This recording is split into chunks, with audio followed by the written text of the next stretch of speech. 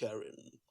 I would like to call on our policemen to reciprocate this gesture by continuing to dedicate themselves to the fight against these criminalities. One cannot expect a safe and secure West Africa without a reliable police information system in place.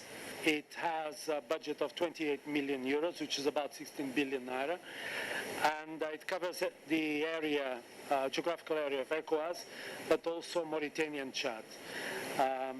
It is designed to strengthen the capacity of those countries.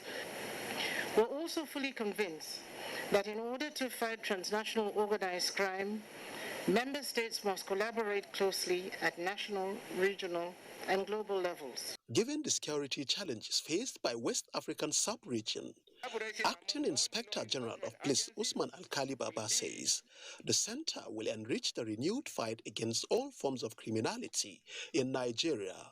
It will also act as a platform for coordinated approach to crime detection, prevention, prosecution and rehabilitation, as well as projection. Security watchers hope that the impact of the platform will be felt as soon as possible. Franks is from NTA News. And disturbed by the myriad of security breaches in parts of the country, the House of Representatives, after passing hundreds of resolutions, effects of which are yet to make an impact, decided to convene an open forum with the hope of coming up with an innovative and practical solution. Invitees cut across key levels, including security chiefs, traditional and religious leaders, and the executives. National Assembly correspondent Lami Ali reports on this special summit on national security.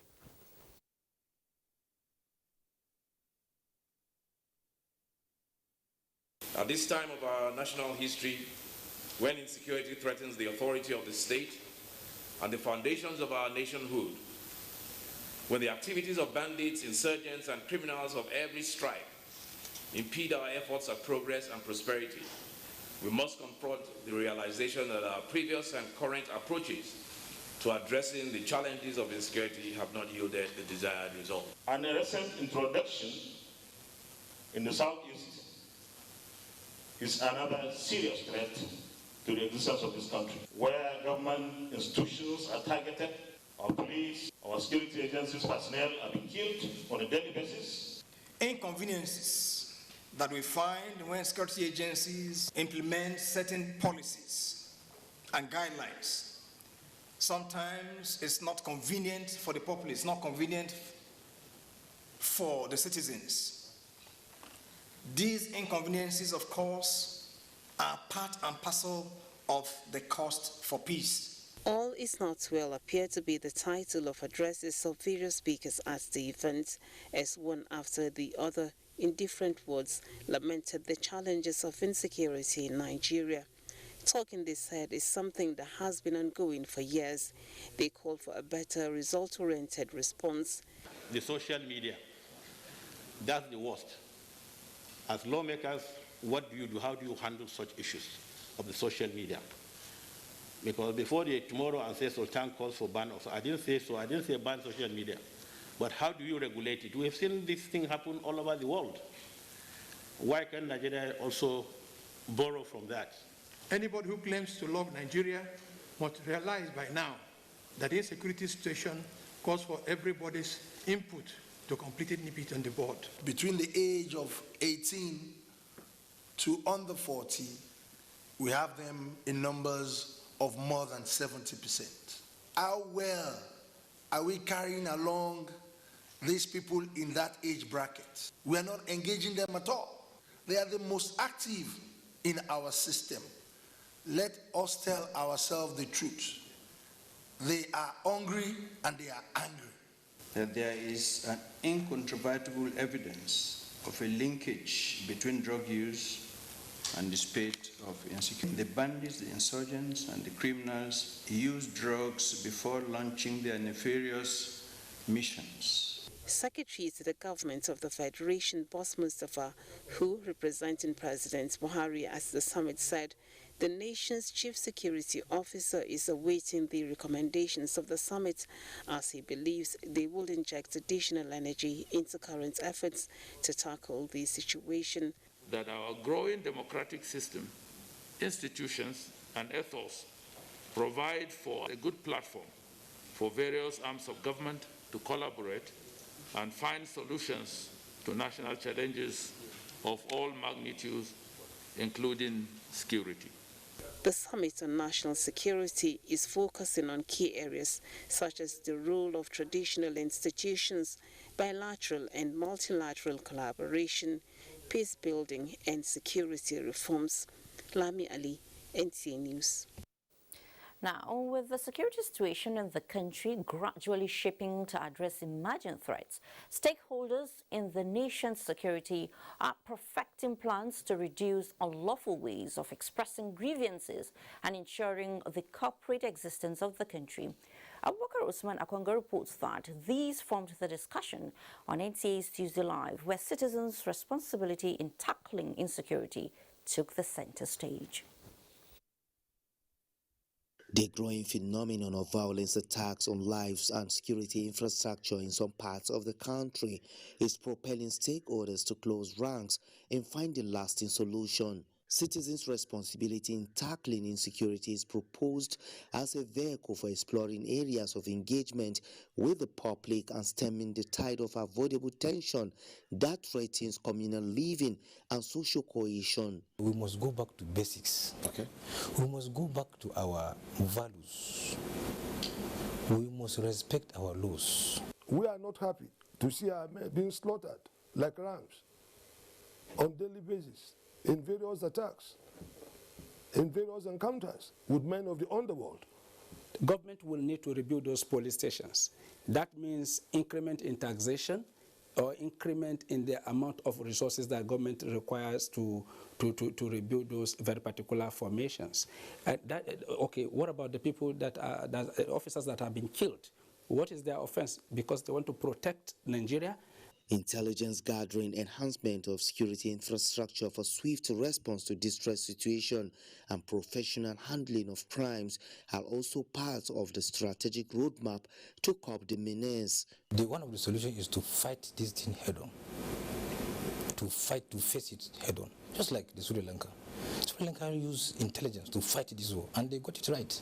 So all officers will always be willing and ready to receive actionable intelligence and swift into action, because we are waging war against the criminal elements. Stakeholders advocate the provision of platforms to mobilize and engage youth into productive ventures and high-level community participation to break the ice and return the country to the path of peace and national development.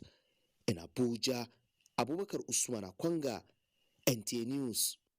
In another story, more than 100 officers of the Nigerian Correctional Service drawn from across 6 states, including the Federal Capital Territory, are being trained to acquaint them with skills on inmates' behavioral and cognitive modification as part of efforts to break cycles of crimes, restore lives, and promote religious harmony.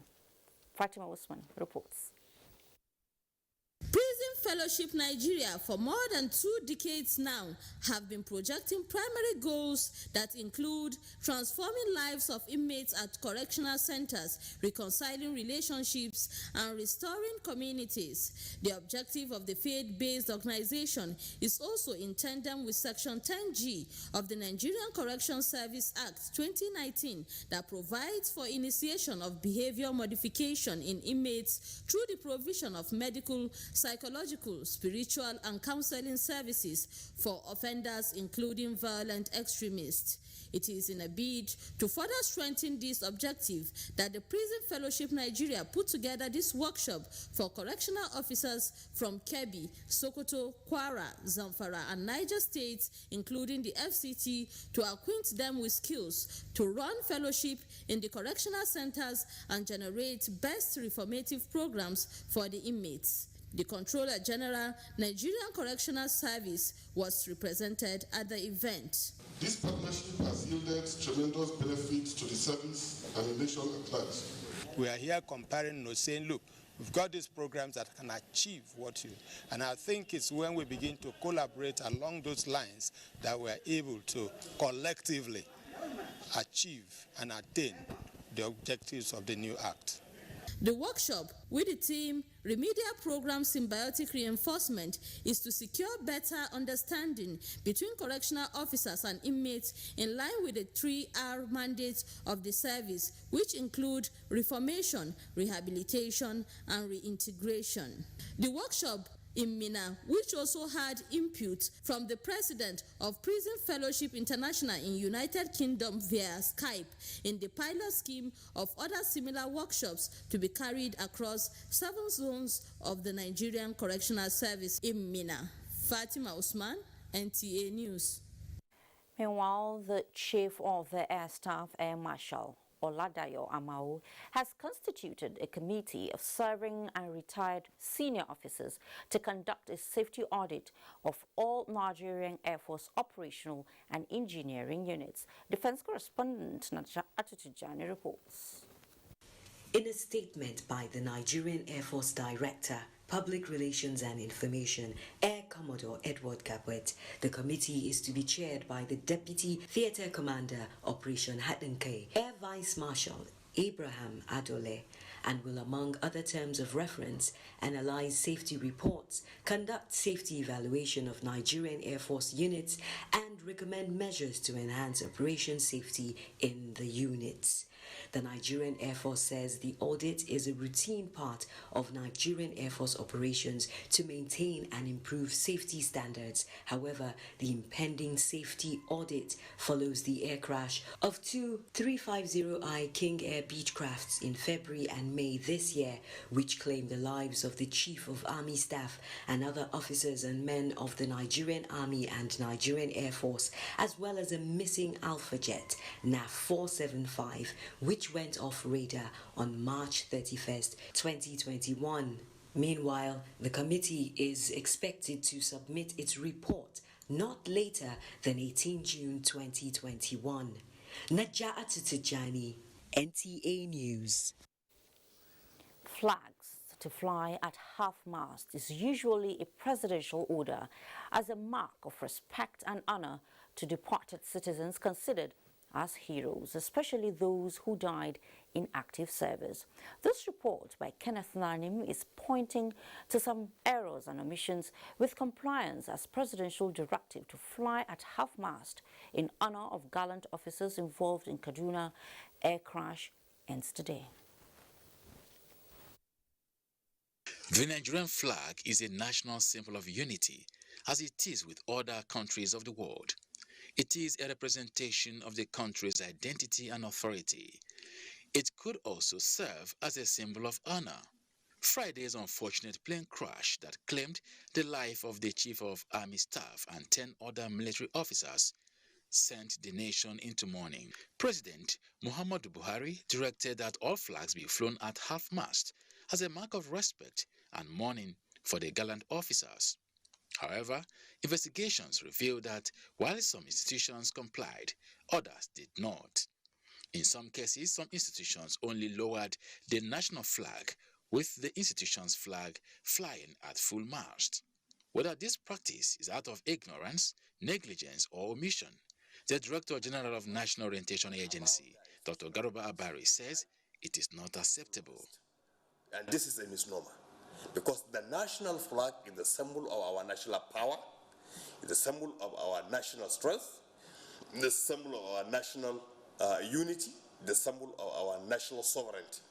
It therefore supersedes every other institutional flag.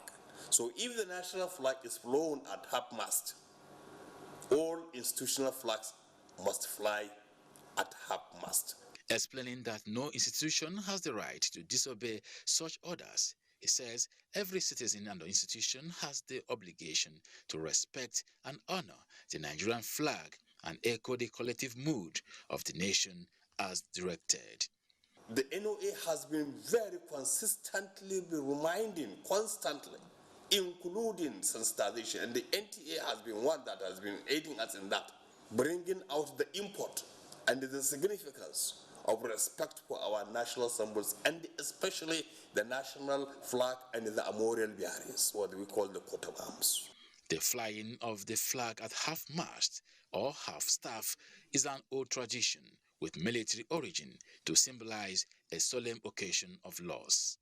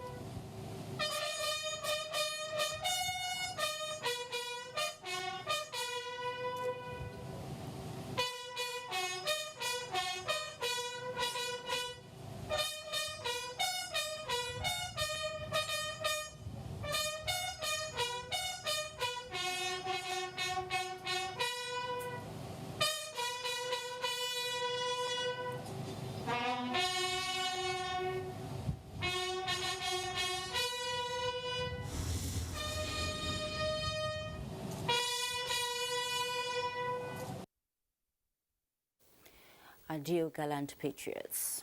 Coming up on the next segment of News Extra, conversations on Nigeria's constitution hold sway, plus setting the record straight on the nation's looted funds, those on the hot seat. Find out this and more after this timeout. Join us again. Good to have you back. The principle of separation of powers as enshrined in the Nigerian constitution guarantees the independence of all the arms of government. This well-established principle is pivot of good governance in a democracy. Dele Atumbi takes a look at this principle as it affects judicial autonomy. There are three arms of government comprising the executive, legislature, and the judiciary are constitutionally guaranteed to work together in the interest of the nation as independent entities. Section 121 of the Constitution authorizes the funding from Consolidated Revenue Fund.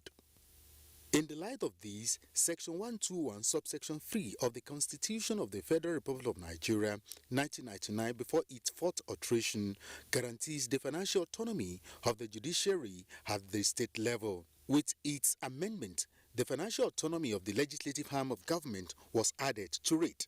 Section 17, subsection 1E, guarantees the independence of the judiciary. The issue of independence of the judiciary is a phenomenon that do not respect who is that or who is who. It's like the oxygen you breathe. No one is given extra oxygen at the time of birth, or is put in such a way that he might be denied or refused to be given oxygen. It comes naturally. What we've done is to set out templates of what will be used, what they will follow in the making of their judiciary funds management law. I think it is self-executing because it was so difficult for 21 years. So difficult from 2017, 2018 when the amendment was passed. So difficult from 2019 when the Presidential Implementation Committee was set up. So difficult from 2020 when the Executive Order 10 was issued. And so difficult that it led to strike by the Parliamentary Staff Union and the Judicial Staff Union and paralyzing of services, including justice. So it is implementable because all the parties have now agreed. Section 1B of Executive Order 10 empowers the Accountant General of the Federation to deduct directly from the Federation accounts allocation meant for the legislature and judiciary of any state who fails to release funds meant for the two arms as guaranteed by Section 121, subsection 3 of the Constitution. The legal practitioners advocate the reconciliation of the lacuna between Section 81, subsection 3 and Section 121, subsection 3 as the way forward. But financial autonomy actually goes a long way in ensuring judicial autonomy. When you talk about judicial autonomy, you're talking about the judiciary standing on its own, because you know about the concept of separation of powers. In our polity, you have separation of powers, which is also enshrined in the Constitution. Observers say the enactment of Executive Order 10 is a further testimony of the commitment of the Buhari-led administration to the independence of the judiciary. In Abuja, Dele Atumbi, NTA News. A total of 57 interest groups made presentations at the Northwest Senate public hearing on construction review holding in Kaduna. Mohammed Umar Ajingi reports that issues concerning governance, structure and functionality of all arms of government, including reform in the nation's security architecture, formed part of deliberations by stakeholders. In fulfillment of its mandates of bringing together stakeholders from various walks of life to speak to issues critical for the review of Nigeria's constitution, the Northwest Committee headed by Senator Kabiru Gaya convenes this public hearing. You will agree with me that if we get those items through constitutional process of altering successfully, then our constitutional democracy will be set on the right pedestal. The evolution of power among tiers of government, fiscal issues, macroeconomic development, federal structure and gender-related matters are among submissions by participants. We recommend that the issue of new national minimum wage should be under the exclusive legislative list, not under the concurrent legislative list. And then we also advocate for autonomy for local government, autonomy for judiciary, and autonomy for legislature. And I pray that my senators will give our women the opportunity to one day have as many of you opportunity. At the inaugural session, the host, Governor Nasir Ahmad El-Rufai, suggests decentralizing the Nigerian police and the judiciary. I am of the strong conviction that we need to devolve powers in our country to rebalance our federation for better governance. Stakeholders from 4 participating states of Kano, Katsina, Jigawa, and host Kaduna are expected to present concrete implementable contributions for the review of the 1999 Constitution. In Kaduna, I am Muhammad Marajingi, NTA News.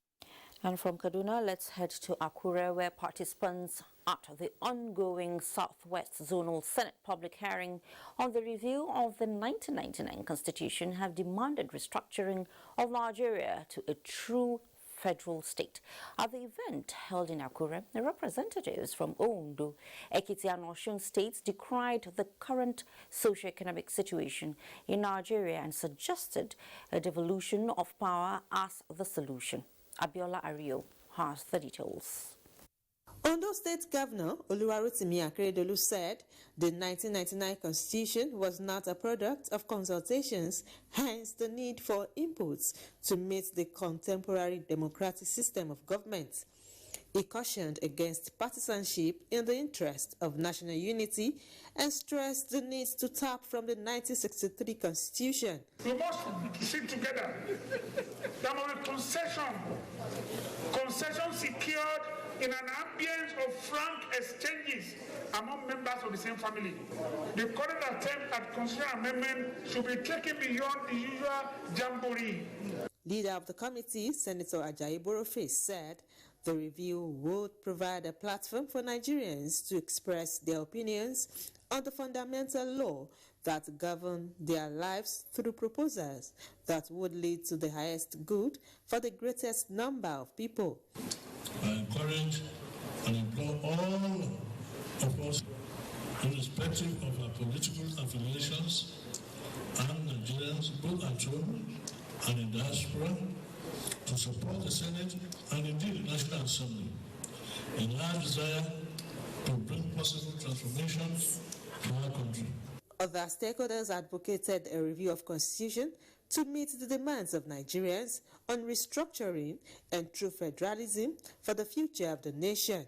In Akure, Abiola Rio, NTA News. Similarly, the Senate Committee on the Review of the 1999 Constitution has begun public hearing from people in the Northeast region. Emmanuel Akila has that. people of the Northeast region, just like most Nigerians who have been calling for a review of the 1999 Constitution, now have the opportunity to do so, as the Senate Committee on the Review of the 1999 Constitution is here in Gombe. On behalf of His Excellency, the Senate President, Senator Muhammad Anjuma Guji declared open the two-day public hearing on the review of the 1999 Constitution from people of Adamawa, Gombe, and Taraba states. The focus for this committee is how to manage the review exercise in a fair, inclusive, credible, and transparent manner. Governor Muhammad Inwa Yahya called on the people to make meaningful contributions in their memoranda and other submissions to the committee on matters concerning the future development of the region and the country at large. It is our hope that given our unique challenges as people of the Northeast sub-region, we shall come up with positions that will enhance the cause of national unity and cohesion, regional integration, and local economic development. Matters of security and inclusivity are top for the people in the Northeast region. Specifically, the issue of security is paramount in the Northeast. This should clearly be addressed. The creation of local government should be taken into cognizance. During the technical sessions, the committee will take presentations from groups and individuals as their contributions towards altering the 1999 Constitution of the Federal Republic of Nigeria. In Gombe, Emmanuel Akila, NTA News. Meanwhile, the House of Representatives is strengthening the administrative and legal processes in the management of recovered assets in Nigeria. Chairman Ad Hoc Committee on Assessment and Status of All Recovered Loots from 2002 to 2020, Adejoro Adeogun, said this during an investigative hearing. Mobolaji Mori Birin has the report. The investigative hearing is seeking from government agencies responsible for recovered looted assets to provide summary of seizures between 2002 and 2020, made up of movable and immovable assets. The executive has passed a bill to the House for management of proceeds of crime, and we feel that to enrich that process, we need to look at the past. Look at the mistakes that have been made in the past and then make recommendations to correct such errors. Issues raised also border on position of recovered funds and contributions of the agencies to the consolidated accounts. Products are arrested. They are handed over to the appropriate prosecuting agencies. We have recoveries, for instance, that we are making for the Lottery Commission, Federal Inland Revenue Services. Customs down the years, Nigerian Post Authority, where corporate entities that have cornered these funds or have refused to pay the appropriate taxes are now paying directly to the agencies involved. Some of our efforts that have yielded returns to government were monies that we successfully stopped from leaving government accounts. So, for example, we do investigation, we found out that an agency has requested in the budget money that it does not require. More agencies are expected to appear before the committee before rounding off the investigation. From the National Assembly, Mobolaji Moribiri, NTA News. Unbundling the Nigerian Postal Service will not only upgrade Nigeria's postal institution to a global player, but will also expand its commercial viability. This is coming from the public hearing on a Nigerian Postal Service Repeal and Reenactment Bill convened by the Senate Committee on Communications. Ignatius Nkwo was there. As countries around the world are busy reinvigorating their traditional communication systems, the Nigerian Senate has embarked on reforming the Nigerian Postal Service. This is coming through a bill that seeks to provide global status for NIPOST by separating service provider from the regulator and the establishment of NIPOST Microfinance Bank. to cover implementation of a national postal policy encouraging local and foreign investment in the postal industry. Establishment of a regulatory framework for the postal industry, which shall be an effective, impartial, and independent authority. That is the Nigerian Postal Commission. Nigerian Postal Service to be exclusively in charge of stamp duties. Our observation, Mr. Chairman, is that this will be against the spirit of the Constitution. The bill for the establishment of a nationwide toll-free emergency number for the effective and efficient emergency management system was also thrown up for public input. It's equally very important for foreign citizens the outlet to freely seek assistance in case of emergency or for the prevention of incidences. Our plan is to have a minimum of one emergency communication center in each state, and that will be in collaboration with other stakeholders that will use it, like police, fire service, and many more. The Deputy President of the Senate, Ovie Omo-Agege, who is also chairman of the Senate Ad Hoc Committee on Constitutional Review, has announced that the committee has received 250 memoranda and will ensure that no personal interest will influence the ongoing alteration process. And the committee have held several consultations and meetings to deliberate on the process and submissions in preparation for the public hearings at both national and zonal levels. Following from the analysis of the memoranda submitted, the issues have increased to 16. Senator Omo-Agege announced that the Senate will vote on the constitutional alteration bills before embarking on its 2021 annual recess in July. From the National Assembly, Ignatius Nkwo, NTA News.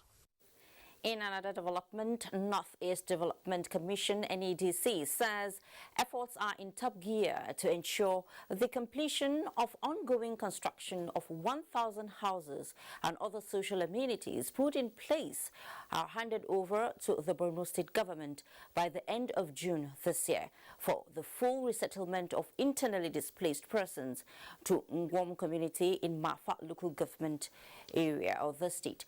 This followed an assessment visit by the NEDC led by the Managing Director, Dr. Mohammed Goni Al-Kali, to the community after an attack by the insurgents on residents. Jadwa John Jessini reports. The attack by Boko Haram insurgents on Ngwom community, where shops and armored personnel carrier of security operatives were set ablaze, as well as water facilities vandalized, also affected some of the houses built by the NEDC as stray bullets damaged some of the roofs. Managing Director of NEDC, Mohammed Goni Al-Kali, alongside Executive Director of Operations, Omar Maiwada, among other staffs of the Commission, paid an assessment visit to the community. Having recalled that the NEDC is set to build and hand over 1,000 houses in Ngwom community, the Managing Director revealed that the project is almost completed as 900 houses are ready. He disclosed that social amenities, which constitute some basic necessities for human survival, will also be put in place for the returnees. Water is critical. Light, this complex for the housing area will be completed very soon so that the beneficiaries, the IDPs, can move in as quickly as possible. Executive Director Operations of the NEDC, Omar Maiwada, says the Commission is also working hand in hand with security agencies to ensure that returnees and their property are adequately protected, as the housing project will be handed over to Borno State government for their resettlement. These insecurity issues should have subsided by the time they come over. It is everybody's prayers. We should be able to hand over this by the end of June. The housing project by the NEDC is part of the Commission's effort to assist the Borno State government in decongesting the state capital. In Maiduguri, Jadwa John Jessini, NTA News.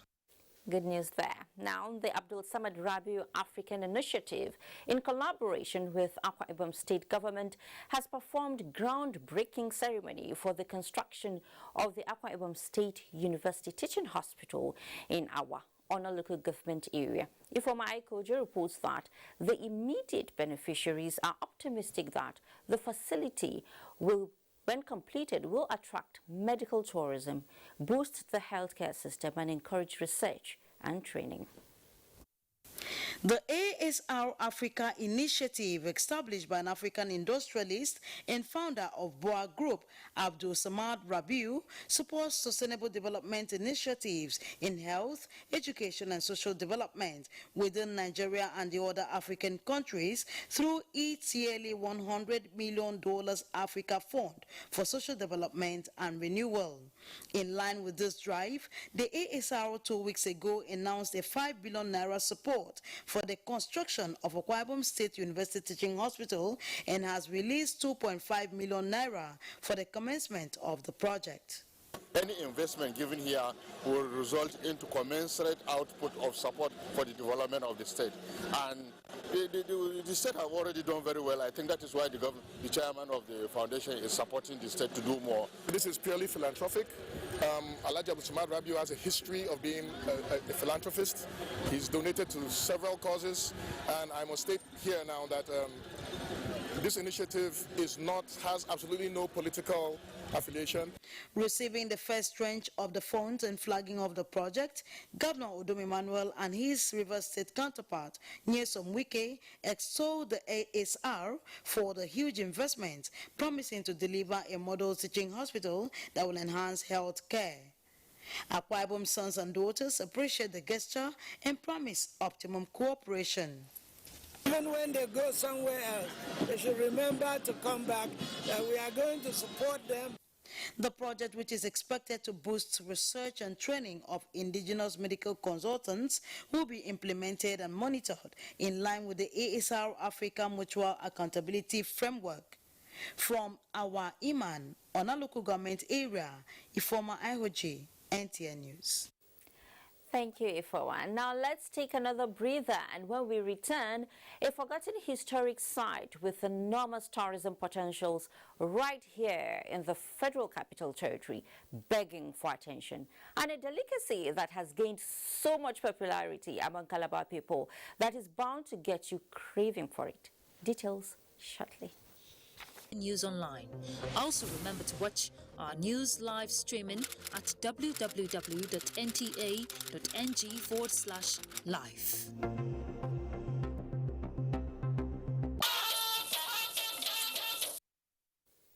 Thanks for staying. COVID-19 Action Recovery and Economic Stimulus Program gets operational vehicles to ensure successful takeoff as Nigeria Exchange Group All-Share Index dips marginally amid positive market breadth. Let's join Musa Abakar for details on business news. Musa. Thank you, Fatima. To ensure successful takeoff of the Nigeria COVID-19 Action Recovery and Economic Stimulus Program at the sub-national levels, the federal government has procured and formally presented 40 operational vehicles for use by state coordinators of the program. Minister of State Budget and National Planning, Clem Akpa, who received the vehicles handed over by the Minister of Humanitarian Affairs, Disaster Management and Social Development, explained that the program, which is multi-sectoral, is designed to provide immediate emergency relief to the vulnerable smallholder farmers as well as small and medium enterprises that were adversely affected by COVID-19.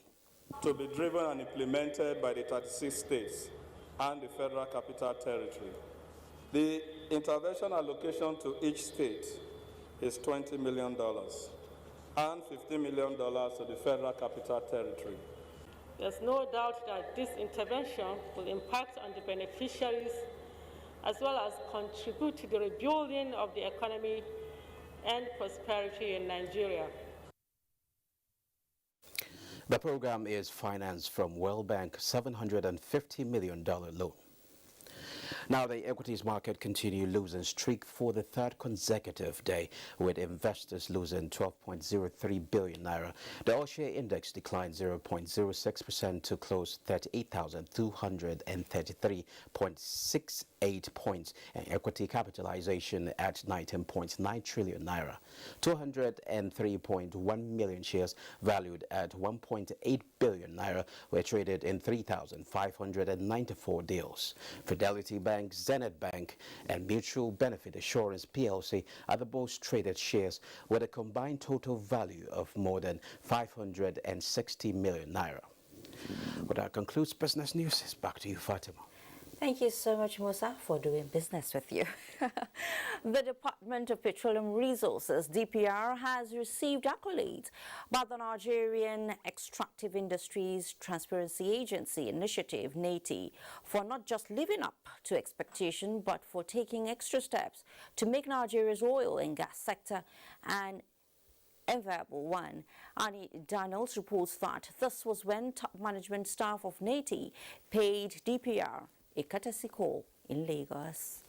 Since coming on board 50 years ago, Department of Petroleum Resources, DPR, has instituted a series of policies and programs to ensure sustainable development of Nigeria's oil and gas resources for economic growth.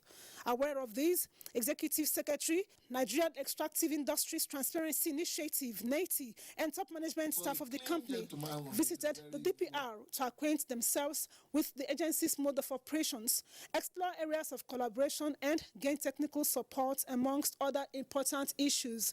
We do this by publishing reports, sir, which DPR has been very cooperative.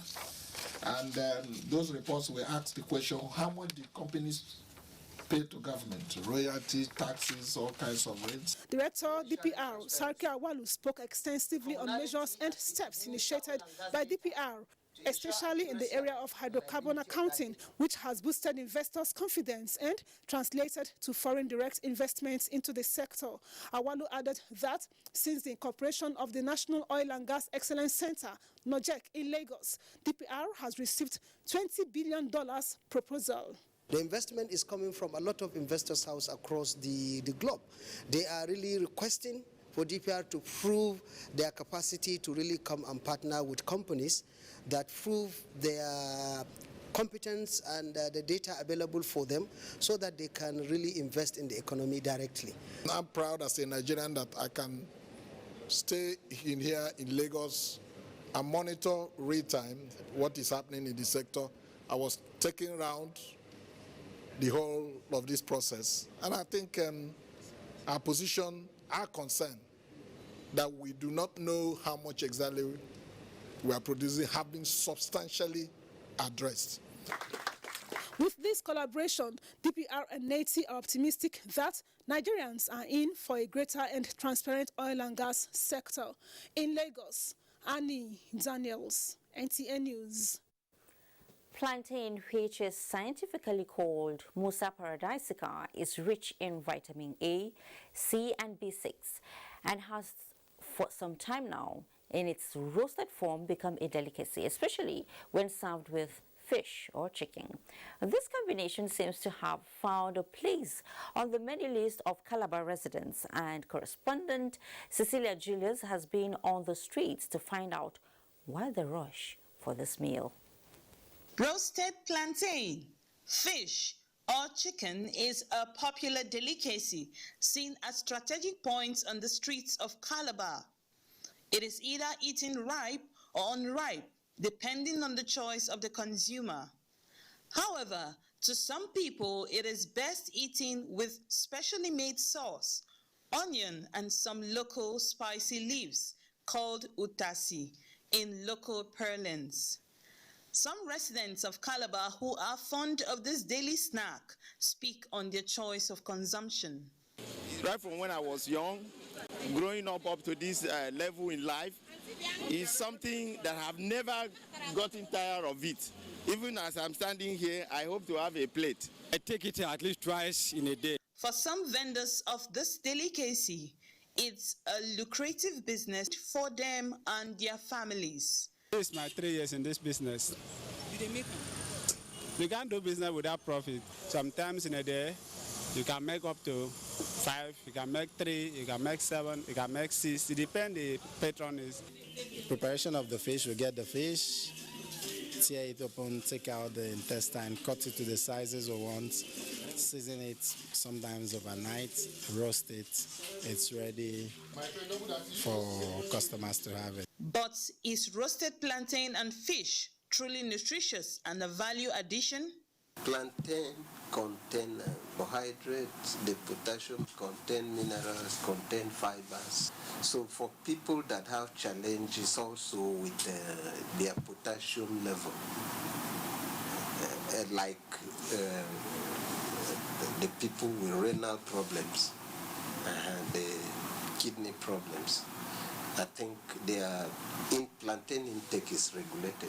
Either way, consumers of this delicacy seems to make it an inviting meal. So take a bite. Who knows? This may be another unforgettable experience when next you visit Calabar. In Calabar, Cecilia Julius, NTA News. Sure, it is inviting us. It has invited me already to Calabar. Now, remember, we promised to bring you a story last week, but here it is. 60 kilometers southeast of Abuja, Nigeria's capital, lies Taruga Archaeological Site, a hidden treasure of iron smelting that goes back centuries. Sad story is, such historic and tourist attraction is yet to gain proper recognition and perhaps be the cynosure of Nigeria's monuments. Abdullahi Ajo visited the place, and here is he with the sights and sounds of Taruga. Taruga Archaeological Site in Takushere community in Kabusa political world of the Abuja Municipal Area Council has remained a child of necessity, waiting to be explored to its pride of place so as to be at par with any tourist and historic site around the world. NTA's navigation of the unknown terrain was made simple by the locals who are well familiar with the story of the iron smelting site and the archaeological discovery dating back to many centuries. Well, notwithstanding the state of how this tunnel looks like, which is not an ordinary water tunnel, it forms part of the history of this Taruga community. And for as long as members of this community would remember, this tunnel dates back to hundreds of years when it used to be a gold mining site. The reception from the youths of the community who served as tour guides also provided security through the stony hilly sites of history. Mr. Priestley, he is the one that brought Benefac. So he's the one that discovered the historical site, this Taruga we are calling. On Gold Tunnel, we have Taruga Iron Smelting Site. It's one of the oldest iron smelting sites in West Africa.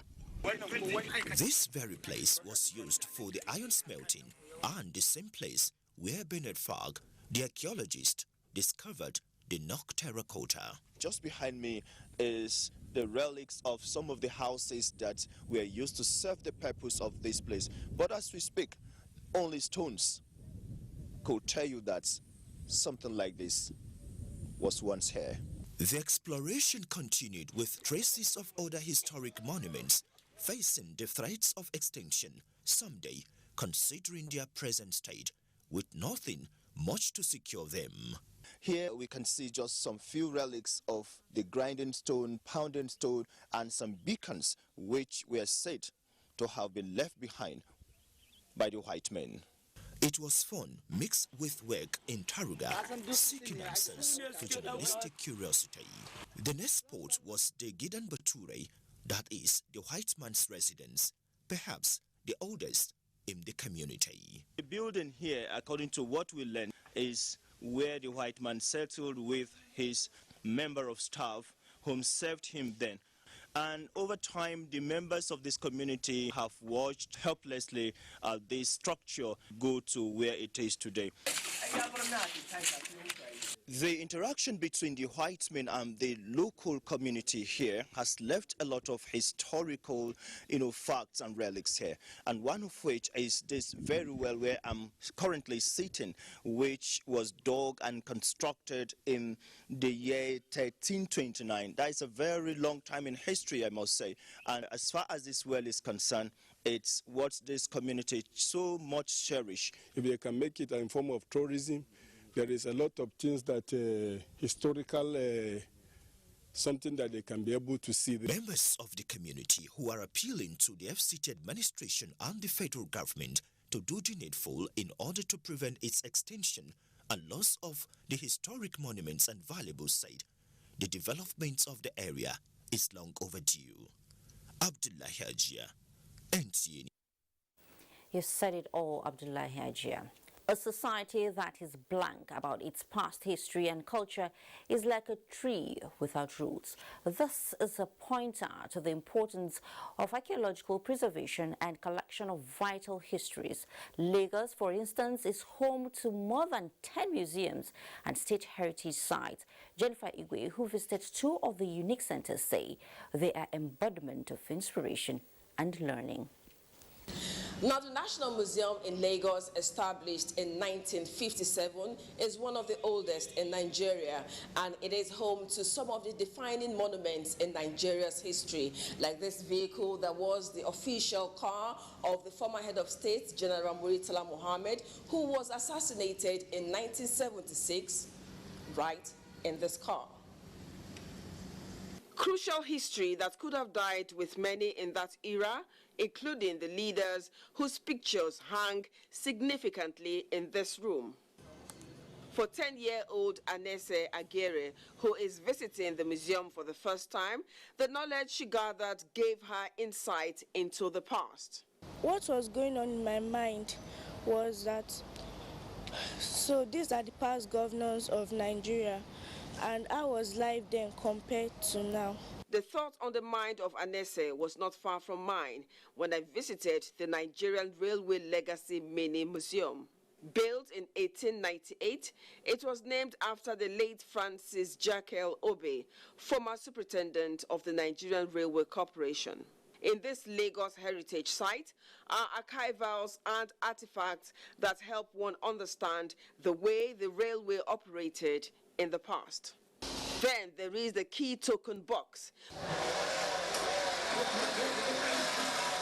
Okay. And the key token box was supposed to help you register movement across stations in the railway network. For example, a rider who leaves from Ebutemeta, which is regularly denoted as EB or EBJ, will take this key and move to a place like Abeokuta, which might be AB or ABK, and he would register this key token there.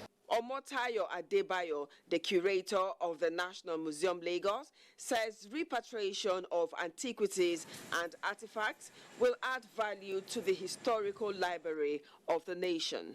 Of recent, a terracotta was brought back, and that was well appreciated. We have some that are, over the years, brought back from South Africa, and now, you know, the German, there's this German conversation that is trying to bring back the Benin works. Just like the National Museum has relics from the colonial era, artworks of culture, old stamps and currencies many in this generation are oblivious of, the Railway Mini Museum has archaic trains, rails, and even exquisite dinner sets used by the Queen of England when she visited Nigeria in 1956. Hello. In Lagos, Jennifer Igwe, NTA News. I think Jennifer is trying to get to me through that phone. Well, when we return from this next break that we are about to take, a medical feat that guarantees a longer lifespan for the heart, where's the strategies coming from? We're hanging there for answers when News Extra returns. Great to have you back. It is becoming increasingly difficult for farmers to engage in crop production activities during flooding without adequate adaptation strategies. These strategies, authorities say, are linked to socioeconomic factors that create a lot of challenges if they are not properly understood by farmers. This is what Sandra Dowesi Akeme is looking at in this report. Agriculture forms the backbone of the Benue State economy, engaging more than 70% of the working population.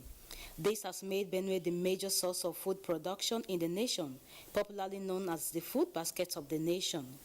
Over the years, the problem of flooding has been significant in the reduction of crop production, destruction of property and livestock in the state, especially with the overflow of river banks. This has become a critical issue for farmers who are usually caught off guard, hence not able to take precautionary measures. On the preparedness to mitigate the impact of food on agriculture ahead of the rains, stakeholders say they have put in place irrigation agricultural techniques to curtail the effects. In areas where it's always possible that it has to rain, farmers farmed before now, so that before the flooding, some of their crops might have matured and they have harvested. Once it germinates, even if there will be no rain for the next 3 weeks, the plants will not be affected.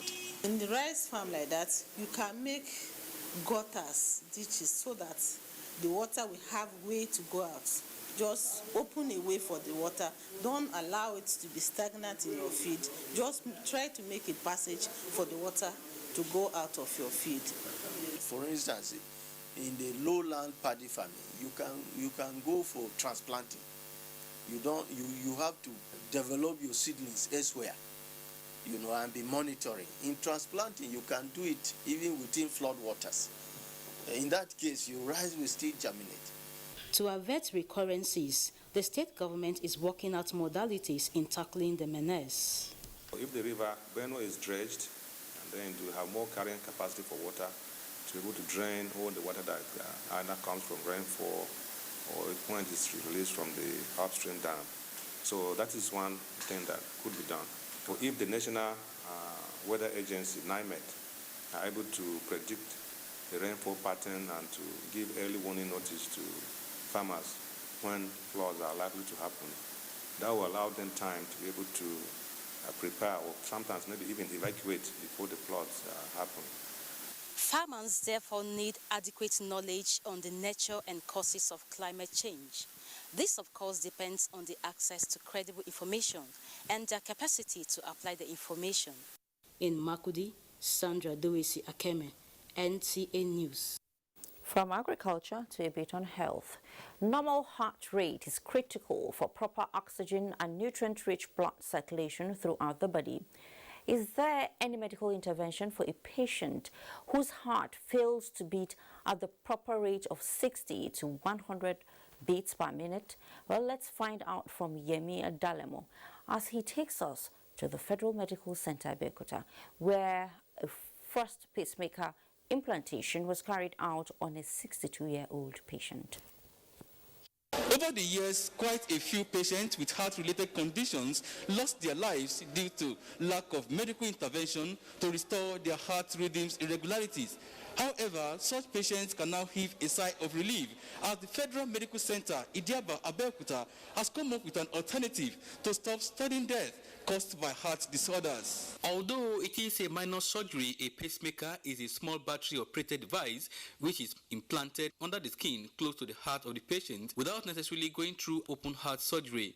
Cardiologists say the main function of a pacemaker is to help regulate the heartbeats for it to perform optimally by pumping blood properly to the body. The normal heart rate is sometimes something between 60 and 72 beats per minute. When it is low and it's getting down, it means some artificial devices need to be inserted. Carrying out a permanent pacemaker insertion on a 62-year-old patient, the hospital's cardiologist explained that the device is necessary when the heart's upper chambers fail to contract properly and the ventricles decline to pump blood out of the heart. This particular one, we know that the rhythm and the heart rate is not going to get better because it's almost like a permanent disorder. So we're going to put in a permanent pacemaker. It's done under image guidance. Okay, you can either use a cath lab machine, okay, or you can use a C-arm. Okay, many institutions have a C-arm. C-arm is a radiological instrument or equipment that you can use. You see the guide wire as you're going. You can use it to know the exact position of the lead in the heart. The patient, Mrs. Dukwe Odusonya, says she first experienced some health warning signs like fatigue, weakness, chest pain, fainting, among others. To the glory of God, it's just the initial pain, the minimal pain that I felt. Within a short period, I woke up and immediately I was brought back to the ward. On getting to the ward, I don't really think I felt any pain that was nauseating or terrifying. Timely recovery, cardiologists say, depends largely on the patient's condition after the surgery and proper nutrition. Normal exercise are also required as lifestyles to improve patients' cardiovascular health. In Abeokuta, Yemi Dalimo, NTA News. In the meantime, the Federal Fire Service is currently strengthening measures to improve capacity and safety response to disaster, as well as create a robust platform for effective service delivery. Abubakar Usman Akwanga reports that part of the measures is the introduction of armed squads to provide security for personnel during emergency situations. Top on the measures, the Federal Fire Service says it is taking it to strengthen operations of the service by introducing an armed squad against the background of what is called unjustifiable attacks on personnel during fire disaster.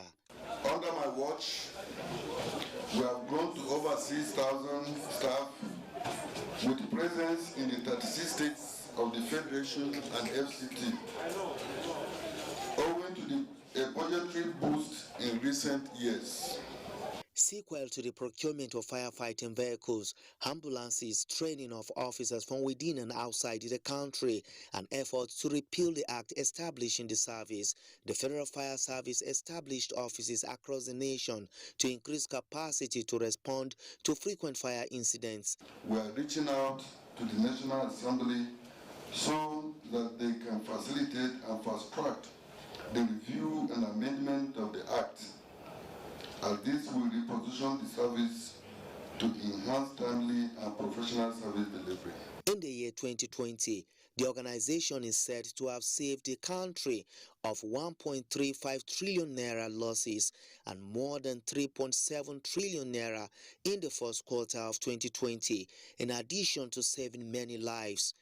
In Abuja, Abubakar Usman Akwanga, NTA News. Nigeria will continue to use culture to promote peace and sustainable development. This was made known at a roadshow in Abuja to mark 2021 World Day for Cultural Diversity for Dialogue and Development. Oyenaya Kaluoka reports.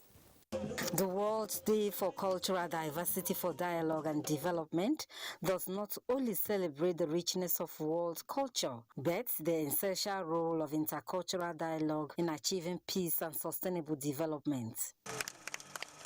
The roadshow, led by the Permanent Secretary, Ministry of Information and Culture, is basically to sensitize Nigerians on the importance of using culture in achieving peace, and the theme of this year's event, which is cultural diversity in the COVID-19 era. It can be used as an instrument for unity. It can be used as an instrument for social cohesion. And even in this day and age of insecurity, as a result of the spread of COVID-19, tourists can no longer come into Nigeria to visit our tourist sites. China and Nigeria have a lot in common with diverse culture and large population. The Chinese government pledged to continue to support Nigeria with technology in promoting her culture. China and Nigeria, we can support each other and fight against the COVID-19. And at the same time, we can use new technology. The roadwalk is part of activities marking the 2021 World Day for Cultural Diversity for Dialogue and Development, held every 27th of May. Goyina Kaluoka, NTA News. Thank you, Inaya. What does the cap mean to you as a man? Are you one of those who feel incomplete in your outfit without a cap? Join us for an interesting piece on this apparel and a bit on weather.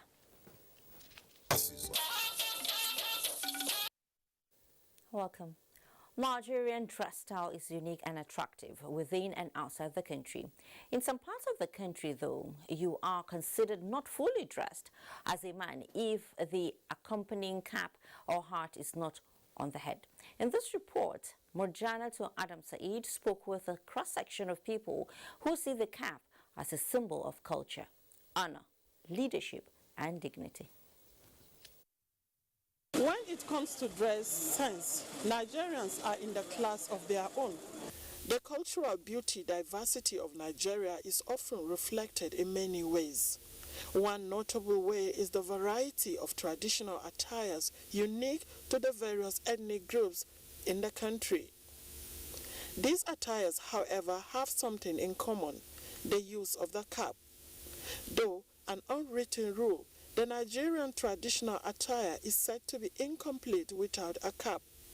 It could be cultural or religious.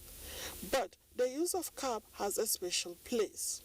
The Hausas call it hula, among the Yorubas villa, while the Igbos call it apu. This is our full Nigerian dressing. Niger Delta, the Igbos, the Yoruba, this is the Hausa. And I like the dressing. I'm not from the north, but I'm from Niger Delta.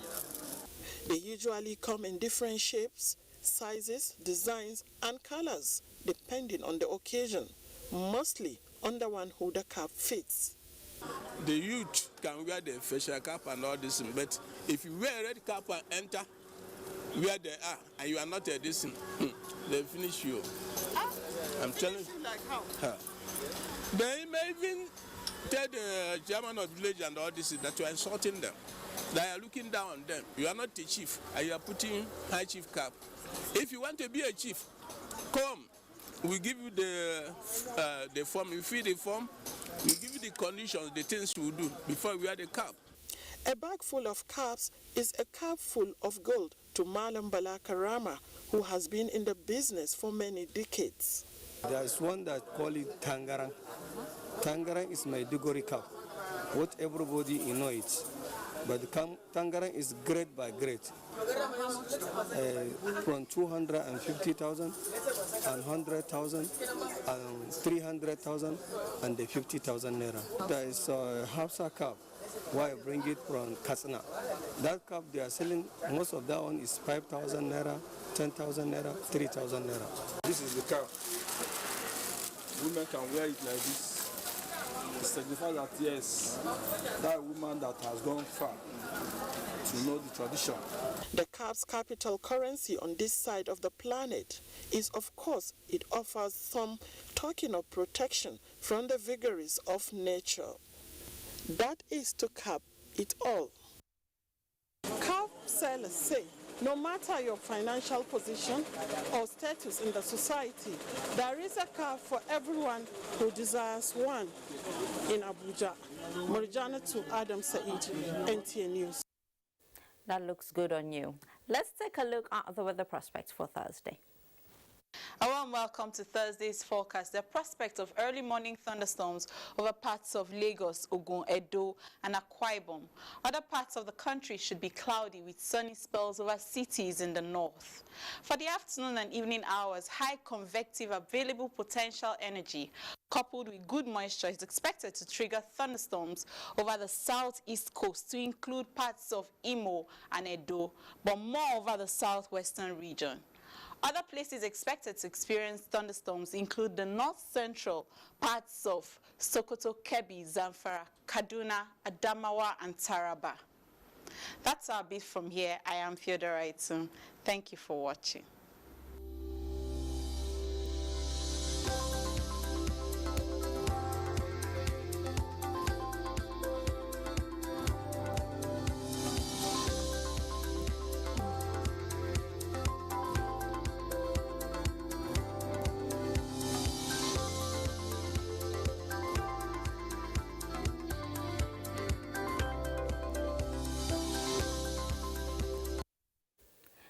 This is where we draw the curtains on today's News Extra. Don't forget to join the NTA as we stand against rape and rapists. And that's the surest and fastest way to becoming a star. Thank you so much for being a part of News Extra tonight. I am Fatima Marbuba. Enjoy the rest of your night.